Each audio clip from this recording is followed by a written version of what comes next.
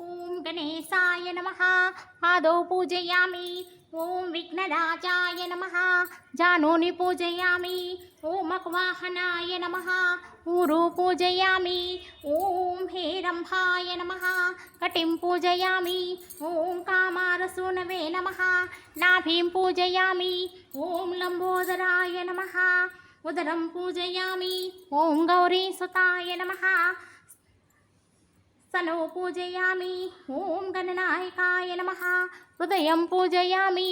ॐ स्थूलकण्ठाय नमः कण्ठं पूजयामि। ॐ स्कन्धाकृजाय नमः स्कन्धो पूजयामि। ॐ पाशहस्ताय नमः हस्तानि पूजयामि। ॐ गजवृत्ताय नमः रत्नं पूजयामि। ॐ विघ्नहन्त्र्यै नमः ललाटं पूजयामि। ॐ सर्वेश्वराय नमः शिरः पूजयामि। ॐ सुमुखाय नमः ॐ गणाधिपाय नमः ॐ उमापुत्राय नमः ॐ गजाननाय नमः ॐ हरसूनवे नमः ॐ लम्बोदराय नमः ॐ गुहाकृजाय नमः ॐ गजकन्नकाय नमः ॐ भिन्नदन्ताय नमः ॐ वटवे नमः ॐ सर्वेश्वराय नमः ॐ फालचन्द्राय नमः ॐ सुराग्रजाय नमः ॐ शूर्पकर्णाय नमः ॐ सुरपूजिताय नमः ॐ इहभ्रताय नमः ॐ विनायकाय नमः ॐ सुरसेविताय नमः ॐ कपिलाय नमः ॐ कुमारगुरवे नमः ॐ सर्वसिद्धिप्रदाय नमः ॐ श्रीगणेश्वराय नमः ॐ श्रीविघ्नेश्वराय नमः।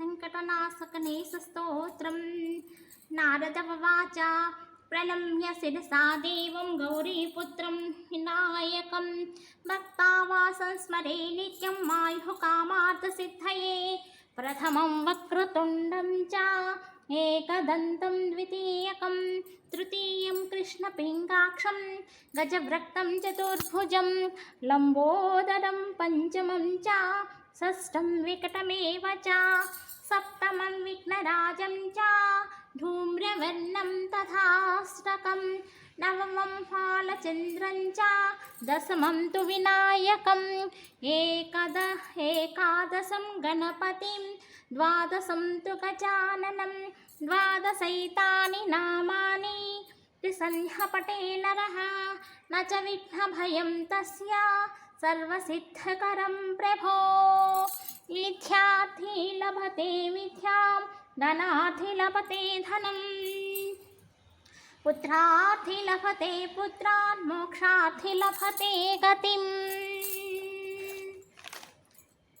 जपेत् गणपति स्तोत्रं षड्भिर्मासैः फलं लभेत् संवत्सरेण सिद्धिं च लभते नात्र संशयः अष्टभ्यो ब्राह्मणेभ्यस्य लिखित्वा ह्यः समर्पयेत् तस्य विद्या भवेत् सर्वा गणेशस्य प्रसादतः। ॐ गं गणेशाय नमः ॐ गं गणेशाय नमः ॐ गं गणेशाय नमः ॐ न तत्र सूर्य